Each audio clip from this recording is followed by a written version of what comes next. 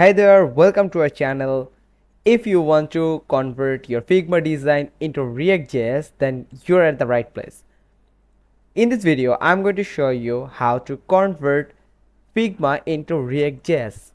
Now, you just need to open your Figma design, like I have opened it in a new tab, and here you can see this is a design for smart note website related, and this is a template.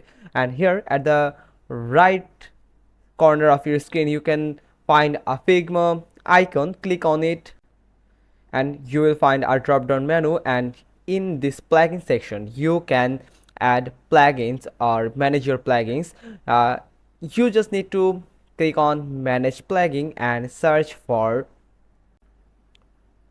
Codify, and this is so much useful plugin that will convert your design into HTML code and like React.js code, whatever you want.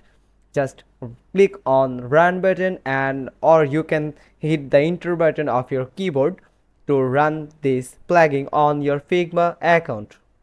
Now a processing window will open up, and here you can see it is just opened up for my this design, as you can see at the background.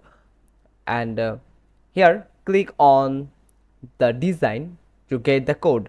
As like I'm going to click on this title section, title body, also the header. This is the code for the header section, and click here and you will find a drop down menu. From here you just need to choose React.js. Then Codify will provide you the React.js code for your design. You just can inspect them, or you can just copy all over them. At the down side you can find a tiny copy button also, or you can just click on Ctrl+A to select all the code, and then click on Ctrl+C to copy the whole code. Like in this doc, if I show you, here is the whole code for your design. Pretty cool, right? And it's also very easiest process for convert your Figma design into React.js code. And the most interesting thing is this whole process provided by Codify is totally free. There is no charge, no limitation. You can copy as much code as you want. Also you can set properties for further uses. Also you can just sign up to Codify and save your projects in your account.